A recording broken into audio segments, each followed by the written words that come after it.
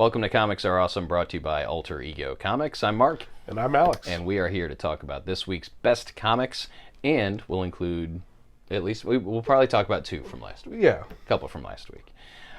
Because we were eyeball deep in Halloween Comic Fest preparation, we weren't able to do a video last week. But we're back, so don't be scared off. You know, we did two in a row, and then we disappeared for a week, and now we're back. So things are a lot more calm now. A lot more calm. It was very hectic last week. But let's talk about last week's. So my pick was Marauders #1 by Jerry Dugan and some artist, Matteo Lalli. Second book in the Dawn of X series, the Dawn of X relaunch that's being spearheaded by Jonathan Hickman. And Alex and I both are not the biggest fans of Mr. Dugan, of Jerry Dugan. I don't like him at all. Oh, that's Typically very harsh. And Jerry, if you're watching, we apologize. But we do real talk here on Comics Are Awesome, and we're just not huge fans. So I had low expectations for Marauders #1, and then it turned out to be my pick of the week. It was surprisingly good. It was awesome. It was fantastic, and it's unique. The cast of characters is unique. These are characters that we normally don't see hanging out together. And we have a new way of addressing Kitty Pryde. She's now known as Kate.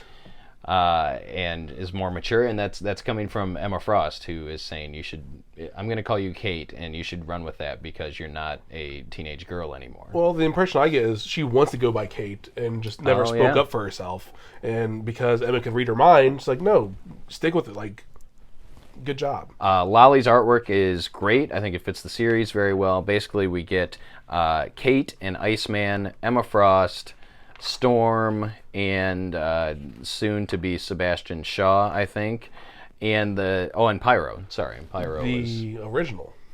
The original, and I was not aware there was another Pyro. Were you? I thought there was, but I didn't know the real difference between the two. I believe this one cannot actually manifest fire. He has to have a ignition spark. Source, yeah. And then he can. He's the This is the Australian Pyro. Yeah. That apparently was dead and has been resurrected thanks to the resurrection pods. Because everyone's getting resurrected. On Krakoa, which is kind of cool. The job of the Marauders is to assist mutants in getting to Krakoa who are being prevented by their government or any other reason, family. Basically, it's their job to help mutants that want to get to Krakoa get to Krakoa. Side note, you missed the most important member of the team, Lockheed. Oh, Lockheed. Lockheed yes. the dragon. Who's not a really dragon, he's just an alien. He is an alien dragon. He is an alien that looks like a dragon. And Kitty has Kate. Man, it's going to be hard to switch over to Kate. It's like Powers of 10 versus House of X. Oh, it's more difficult. But don't pass it up. If you did pass it up last week, head on out and pick it up. We still have copies available here at Alter Ego. I would actually, of the two, there are 3 books that are out now, and we'll get to Excalibur in just a few minutes.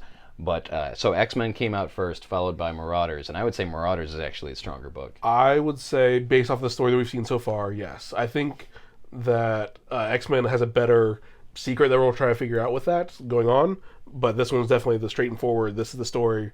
It is the stronger one as of right now. It's not that, as you saw in the episode, it's not that we didn't like X-Men. It just didn't start the way that I thought it would. I think this one had the surprise factor for us, at least. And your pick last week was? The Amazing Mary Jane #1, which we are currently sold out of right now.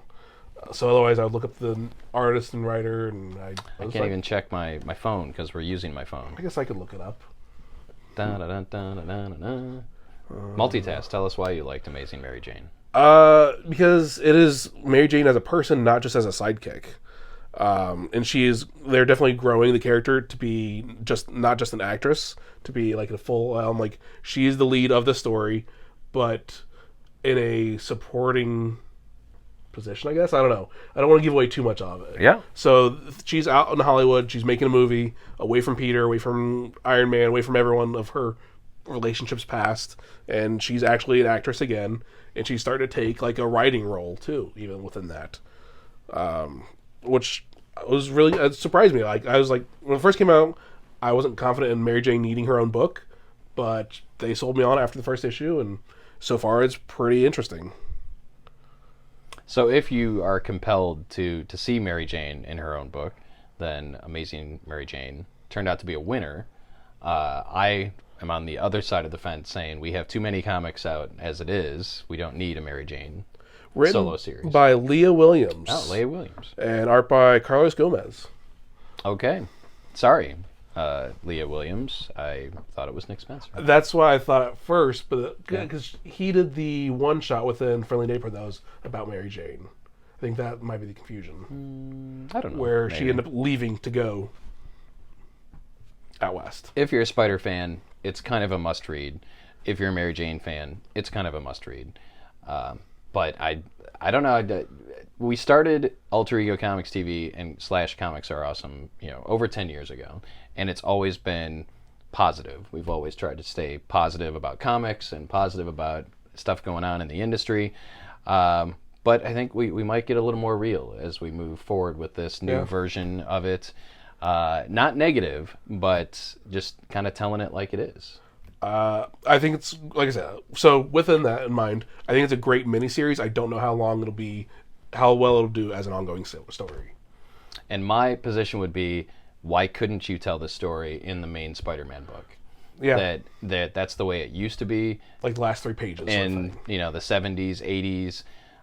And again, I feel like I'm an old man at this point, but if you had a story to tell featuring a certain character who was a supporting character in the book, then you would just tell that story in 3 or 4 issues within the main series, instead of introducing another series that retailers need to buy and take up shelf space, fans need to spend money on, and you need to pay creators for. So either way is fine. There is no right or wrong answer there. I would just prefer a smaller number of titles, because we know that our customers want to, if you're a Marvel fan, you want to read as much Marvel as possible. Right. And it just, with the way that the industry is now, that's impossible. Well, typically if you pick up a new book, you drop another book. You don't have unlimited funds. Right. And the publishers don't understand that. They don't understand that all of us that read and enjoy comics are usually operating within a budget, and exactly as Alex said, if you pick up a new series, odds are you're going to have to drop another series, and so it's cannibalistic. You're taking 1 step forward and 2 steps back as a publisher when you do that sort of thing. So I would prefer to see the Mary Jane story told within a 3 to 5 issue arc within Amazing Spider-Man. To me, that would make more sense. Yeah. But Alex enjoyed it. I didn't think it was bad, but yeah. So that's last week. Those are our picks from last week. That was from the week of Halloween Comic Fest. So thank you again to everyone that came out for Halloween Comic Fest. Also, in the rain, and partook in the costume contest. And yeah, we've got the pictures up on our Facebook page if anybody wants to vote in our Halloween Comic Fest costume contest that runs through Sunday, November 3rd. Yes. So if you want to vote, you can vote. All right, let's get to this week, because there's a lot of stuff out this week. A lot of good stuff. Even though it's a lot of really good stuff, but it's fewer number of titles, which goes back to my previous Less rant. is more. Less is more. So my pick is Harleen #2, written and drawn by Stefan Sejic. Man, this just is awesome. It is awesome, ladies and gentlemen. The first book was my pick of the week. Was it your pick too? I think it was. For the number 1. So now we've got issue 2, and this is, I want to say this is almost like a reimagined origin for Harley Quinn, or an unseen origin for Harley Quinn. It's almost like the Ultimate Batman universe, maybe, in a way, because we're seeing things happen that have happened in the past. This is almost like the beginning of Gotham becoming a haven for crazy vigilantes, superpowered people and vigilantes. So there's a really important piece of the puzzle happens, or a piece of Batman history happens in this issue.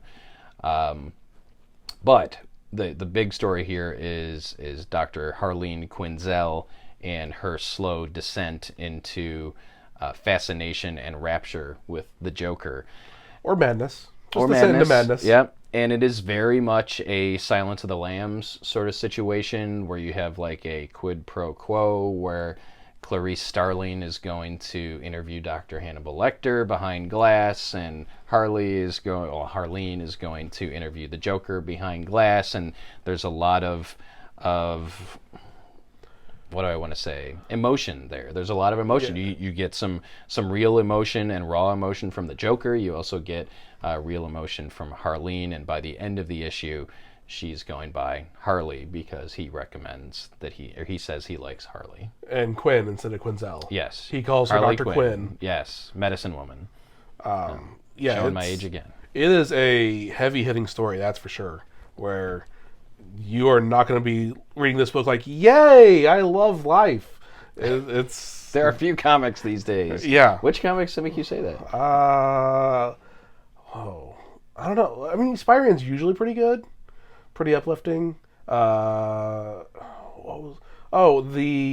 Jesus one, Second Coming. That one's pretty fun. I'm thinking mainstream superhero books. There are very few, okay. like Marvel and DC superhero books. There are very few. They're like, yeah, I love life by the end of it. I mean, but yes, yeah. you look at some of the indie publishers. There's stuff that, Second Coming is a great book. By the way, really enjoy that. Ahoy Comics. That one came out last week too, I think. It did. But yeah, this one is definitely. You need to be in the right mindset for it. Like, I couldn't read it Tuesday night when we got them because I was just not in the mood for it. I read it this morning. I was like more mellow, I guess. I don't know, and it was a good thick read too. Yeah, there's a lot to it too. Harleen we're 2 issues in. It's a 3-issue series. It's fantastic. If you're a Batman fan, Harley Quinn fan, Joker fan, if you want to be a fan of any of those characters, you don't really have to know anything going into this book. And the artwork. Let's talk about the artwork. Oh, it's so pretty. Phenomenal. Cedric he was first known primarily as an artist. I discovered him reading Witchblade when Ron Mars was writing Witchblade, and he has grown into an accomplished writer as well. Top notch. Each panel looks like an actual painting. Like it is. I would put it on par with Alex Ross. Like it's still you still get the comic book feel out of it, but it's it less does feel photorealistic. Yeah. But as far as the quality and just the appreciation of incredible artwork, and that's where this format in the Black Label line, I don't remember, DC has a term that they're using, Premium Plus, I think is what they're calling. Prestige format. So it's Prestige Plus for oversized, square-bound. Magazine size. Yes. For those of you that need to figure out how to store them in bags and boards. Bags and boards. This will fit in a magazine bag and board. So enough about Harleen. We've been raving about it. You need to check it out. Next will be my pick of the week, which was Deceased number 6 by Tom Taylor, and I care less about the rest, but the art's still pretty good. Trevor Hairsine. Tom Taylor, looking out for you creators, is a wonderful writer. Anything he writes, I'm willing to read. And Deceased is just phenomenal with the DC's take on Marvel zombies. I guess pretty much. It's DC zombies. I don't know if they actually use the word zombie in it or not. I don't think so. Because this one, those of you that haven't been paying attention, it is a computer or a biocomputer virus thing that affects people. That was the origin. Yeah, that's my biggest stumbling block. My only stumbling block with this series is I don't really understand the origin of the virus. It had something to do with Darkseid's Omega. And it's something with Darkseid, something with Cyborg and mother boxes and. Yeah. But don't worry about that. Yeah, you don't need to know that. Zombies, DC Universe. It can affect anyone and everyone. The previous issue, slight spoiler alert. Go ahead. It was a month ago. Superman got infected. So that's one thing you don't want infected is Superman who still apparently has all of his powers, his strength, his heat vision, everything. Like, it is a terrifying force to be reckoned with. And at this point, it's the end of the series, and humanity's given up. Earth is lost. Earth is. We don't want to spoil it too much, but yeah. They talked about it in the last one. They need to find a way out, and it's not great. And I think it left off with enough that we could get spinoffs. We can see DC as long as they're good, 2 or anything like that. Not just money grabs. They got to be good. The cover kind of hints towards where it could be going. Yeah. And I would totally read that. I would absolutely read it too. As long as it's Taylor or, again, someone who is really telling an amazing story. It reminds me a lot of the Injustice series, where... Also written by Tom Taylor. Where it's a DC universe that's not in canon. It's all by itself. And just phenomenal. if you like zombies, if you even don't like zombies, if you like just DC stories and like to see weird situations for the heroes and villains at that point, check it out. It's definitely worth reading. So it's over and done. 6 issues, plus there was the one shot. Yeah. I think the one shot is being collected in the hardcover. I would hope so. Which is out next month, and we will have the local comic shop day exclusive cover on local comic shop day. There's also so that's gonna be a variant. I think it's a Joker zombie Joker cover that they used on one of the variants in the series. I think the regular cover is maybe zombie Batman. But that's beside the point. This is coming out in hardcover first. It's totally going to be worth it. And self-contained, this will stand the test of time, I think, and be up there as one of those evergreen bestsellers. Every issue was great, too. Yep. Usually there's one that dips, but no, every single issue was great. And there was always something in the issue where it was kind of jaw-dropping. Right. All right, let's continue. Well, you know what? We'll just roll into another zombies. Sure. We've got Halloween. Marvel Zombies Resurrection, because Marvel was like, oh wait, DC's doing zombies again after we did zombies many years ago. Let's bring Marvel Zombies back. The week of Halloween. Yeah. This I thought was a one shot, but at the end it says to be continued. Although there's not a solicitation for the next issue, so someday maybe. I think they're leaving an opening for it to be resurrected again. So no connection, as far as we know, to the previous Marvel Zombies series. Correct. This is set in present-day Marvel Universe, but an offshoot again. So it's not canon. It's not set within the 616. I was going to say 617 because it's 616.5. so close. I mean, yeah. So the X-Men are very much Krakoan X-Men. Avengers are the current roster of Avengers. We have the Carol Danvers out in space with the rest of, I don't know what. She's out by herself. I don't know what force she's Avenger, with. She's with Nova and the Guardians, sort of. Yeah. So we're not going to spend a whole lot of time on this one because it's Marvel Zombies Resurrection. It's actually surprisingly good. It is. You don't need, like you said, you don't need the previous stuff. You can just jump right in, be one and done, treat it as a one shot, and enjoy it for what it is. Yeah. It's a horror It's a horror book. It's a horror movie starring your favorite Marvel characters. We got Avengers, X-Men, Fantastic Four, Spider-Man's in there, and I don't want to. If I say much more, I'm going to spoil the content.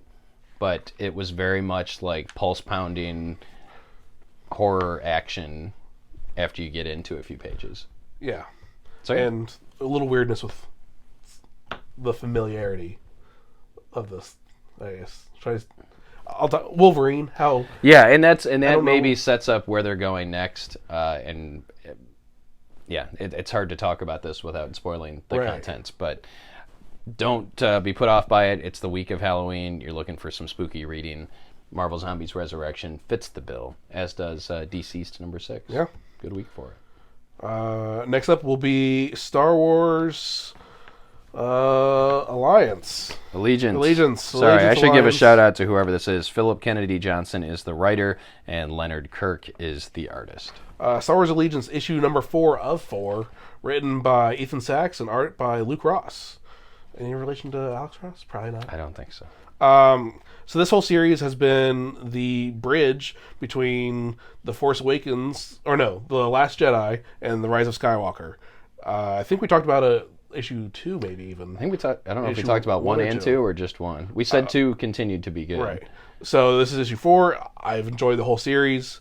This is I would say the climactic ending of it, but not really. Like, it's still just a bridge to. I imagine we'll see more of the fallout within the next movie. Hopefully. Well, we know that at least one of the characters introduced in Allegiance shows up in the Rise of Skywalker.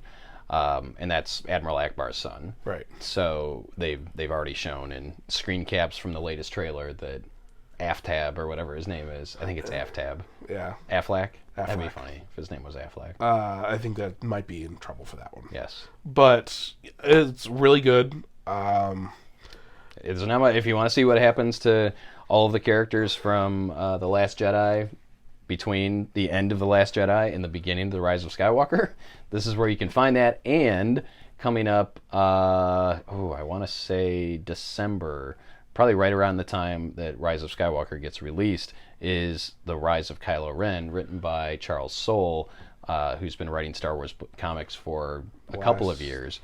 And that is the story In fact, I think it was even quoted in a Hollywood Reporter article or something. The folks at Lucasfilm said if you only read one Star Wars bit before you see the Rise of Skywalker, it should be the Rise of Kylo Ren. If you love Star Wars, if you're excited for the movie, this has definitely hit the spot. Yep, absolutely. New Tales from the Dark Multiverse out this week. The Death of Superman, written by Jeff Loveness, artwork by Brad Walker. And so this is the second book in the Tales from the Dark Multiverse series, where we get alternate versions of famous events from DC history. And this time it's the death of Superman. And in this version, or in this universe, after Superman is defeated by Doomsday, Lois Lane becomes the Eradicator. And that's all you need to know. I really enjoyed it. I thought it was a really solid read. The artwork by Brad Walker is top-notch. And, cover by Lee Weeks, one of my favorite artists. He's doing all the covers, by the way. How would you compare it to the original Death of Superman? Shorter?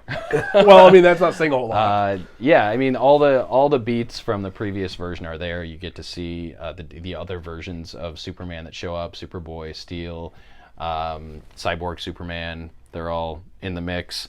But the Lex Luthor from that time period with the red hair and the beard, Jonathan and Martha Kent. It's good. It's really, really good. I like this better than the Batman one. But there you go. Beside the point, if you want to read kind of Elseworldsy or What If style DC stuff, this is the only place to get it right now. And they're one and done. Okay. Let's see, which of these did you read? Read that one, did not read that one, did read that one. Okay. So you pick. Let's go with Excalibur. Okay. Excalibur #1. That's book 3 of the Dawn of X series by, I forgot his first name. Teenie Howard. Yeah. Is Marcus Toe? Yeah, Marcus Toe does the artwork. This is a kind of all over the place for me. The story was a little all over the place with forming of the Team Excalibur. So we have like 4 different mini stories that are them getting along, I guess.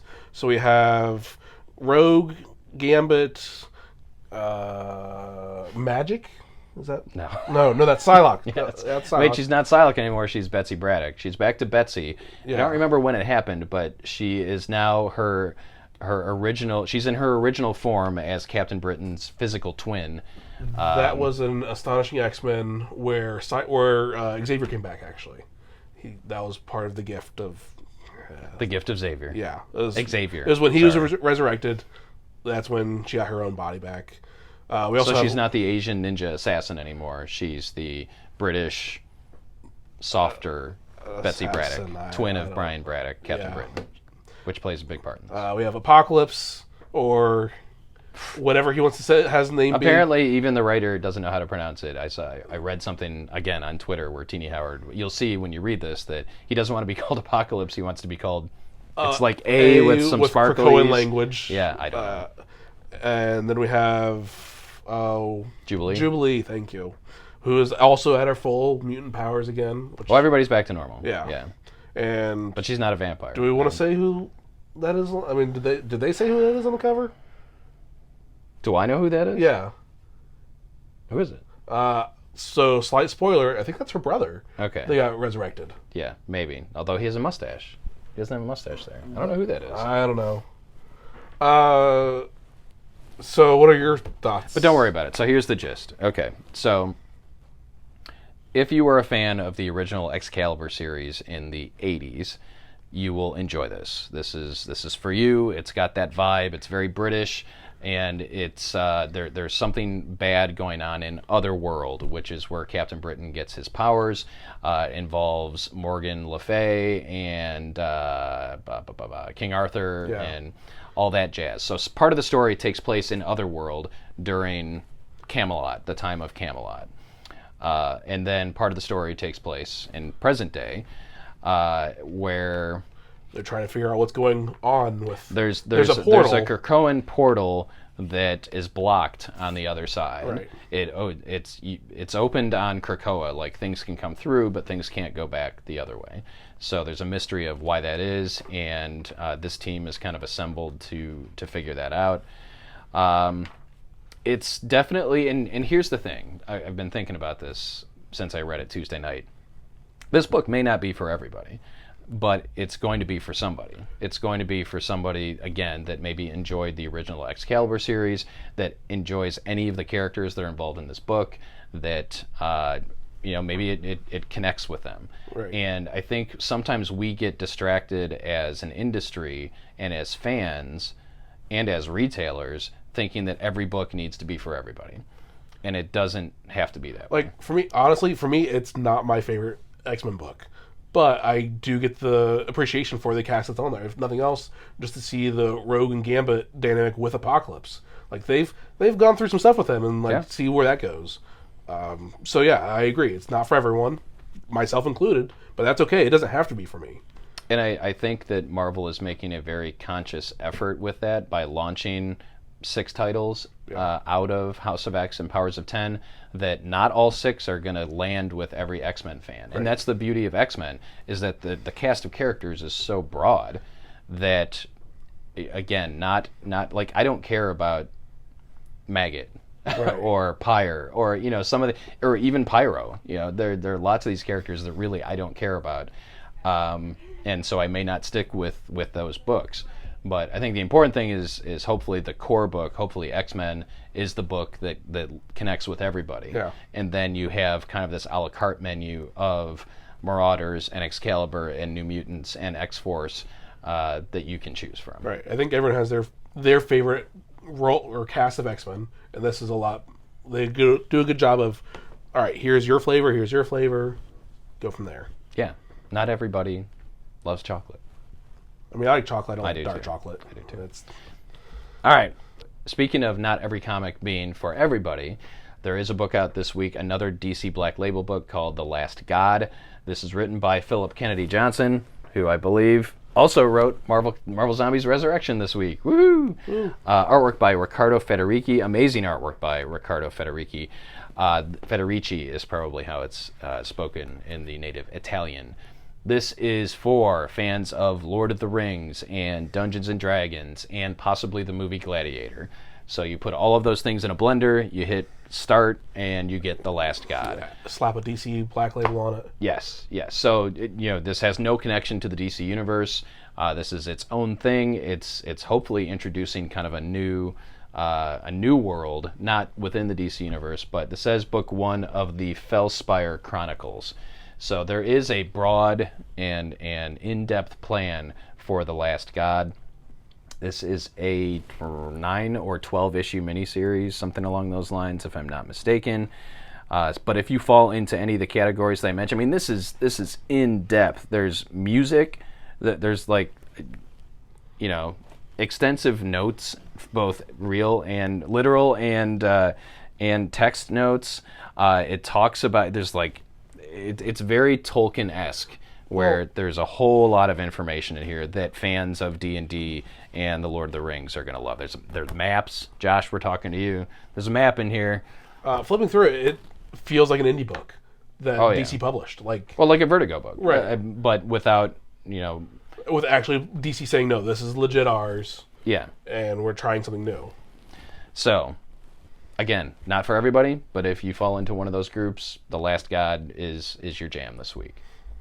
And the last one is yet another DC Black Label book. Are we going to get to the point where just it's only Black Label? Like DC's only going to publish Black Label books? Well, okay, so side tangent. I'm okay with that because then not everything needs to be continuity with each other. Yeah. It makes it a mess. This way you can do your own story. You're not hamstrung by everything else that's going on.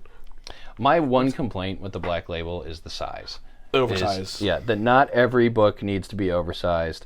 While Andrea Sorrentino does the artwork on this, and I love his artwork, it doesn't need to. This is very much the Harley and Joker Criminal Sanity, where it's a regular size comic. It's a 32-page comic in the oversized format, which results in a very flimsy sort of thing when you look at Harleen, which is more of like a 52-page. I don't know how many pages it is, but there's a $2 difference between this book and this book. At this point, either do all of it oversized or none of it. Well, and then we had The Last God, which is also a Black Label book, and it's in traditional comic book format. So pick one, please. If they're just going to go all the way in with all of them doing that, then that's fine. Yeah. Just make it, storage solution is a nightmare. But as they continue to do more, what does the traditional comic book format then become this magazine style format? Are we going back to 70s England where, they had, I don't know, or Savage Sword of Conan or old Vampirella magazines? Whatever, man. Just pick one. Pick a standard size. Yes. Having said that, written by Jeff Lemire, artwork by Andrea Sorrentino. So this is the team behind Old Man Logan, the recent Old Man Logan series. They also worked together on Green Arrow in the New 52. Or was it Rebirth? I think it was New 52. This is street level if you want Joker, psychological horror. Yeah, if you want another take on Joker's origin, or I guess this is... If you need even more Joker. Right, then this is... right. And I don't know, I like it because it's very similar to Harleen, where there's a person interviewing him, but it's not Harley Quinn, so... Yeah, it could be any of us. Right. Yeah, and that's the character. That's the John McClane of the series, is your everyman character that we can connect to as a reader. I'm kind of hoping they tie it with Harleen and saying that this was one of the previous people interviewing him. I hadn't even thought about that. That was mentioned to Harleen. That'd be fun. Cool. It doesn't have to be by any means. Like that'd be a first for Black Label, tying in with a different series. But it's definitely a different descent into it. I guess it's not really about his origin. It's about he's already Joker, and it's this other dude that is getting... This family guy, he's got a wife and a son, and he's having... There's some blurred lines between his normal life and his life as a psychiatrist or psychologist or whatever it is that he does. Artwork is top-notch. Again, Sorrentino, I think, is great. And that's one of the hallmarks, I think, of the Black Label line, is that the art is off the charts awesome. So this is a 9-part series, somewhere along those lines. But as I said, if you can't get enough Joker, if you went to see the Joaquin Phoenix movie and you want a sequel or you want more right now, if you're reading Harleen and Harley and Joker Criminal Sanity and you got the Joker, You're the Villain one-shot, co-written by John Carpenter, here's more Joker. Because Joker's the new Wolverine. Or Batman. Yeah. Soon we'll have as many Joker books as we do Batman books. I mean, as long as they're good, I don't mind. It is, but I guess I would prefer that they space them out. I mentioned that when Criminal Sanity came out right on the heels of Harleen. Yeah. Give people some time to enjoy the individual books. When you're reading Killer Smile and Harleen and Criminal Sanity all at the same time, can you keep everything straight? Are you going to remember which version of the character is in which book? And maybe I'm undervaluing people's ability to do that. But as a retailer, I would prefer to say, if someone comes in and says, I want to read a really good Harley Quinn book, to be able to point to one and be like, here it is. Because when we offer people choices like this, they get analysis paralysis and they go with nothing. That's the way that works. So it's a thing. It's science. Look it up. I wonder if we're getting such an influx of it now because of the first Black Label that got slowed down because of the whole Batwing. I wonder if that scared them off. They had to double check everything, and now they have to get it all out by the end of the year. And just trying to every previous catalog has at least one new Black Label title in it, and they all look really good. There's a Question Black Label series coming out, also written by Jeff Lemire. There was going to be a new Birds of Prey series that kind of is launched coinciding with the movie when it comes out in February, and then they backpedaled on that and decided to make it a Black Label series. So, I don't know. It sounds like we're complaining. Maybe we are. But it sounds like I'm complaining. I'm more curious and confused on what they're doing. Yeah. It sounds like there's not a whole lot of cohesiveness going on over at DC Comics. But the important thing for you as a fan, and for us as fans and readers, is that the output is excellent. Right. You cannot... if you walk into a store and say, well, there's nothing for me to read, then either the retailer's not doing their job or you're being too picky at that point. Because there's plenty of stuff every week. There is so much. And I just, like James Tinney in the Fourth, again, I'm back to Twitter. I'm apparently living on Twitter now. Just tweeted out today that there's just so much quality, good material out in comic book form. That, yeah, if you can't find something you like, either your retailer is pointing you in the wrong direction, or you've got analysis paralysis, or you're too picky.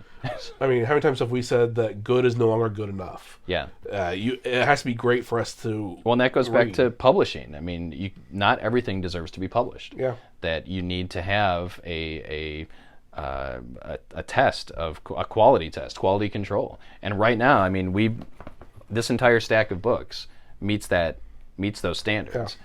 So lots of stuff to choose from at your local comic book shop. So if you haven't been out this week, head out to your local comic book shop. Again, it's the week of Halloween, so maybe pick up something scary. I think Marvel Zombies Resurrection would fall under that. the old Deceased run if you can get all of them. Yeah. Or, ask your local shop to pre-order the hardcover of Deceased for you, because that's coming down the pipe. That'll be out in November. But we want to hear what you liked this week, what you picked up, so let us know. And knock on wood, we will be back next week to talk about next week's comics. I've got my... Which will be this week's then. I've got my list. Let's see. What are we looking at next week? Anything amazing?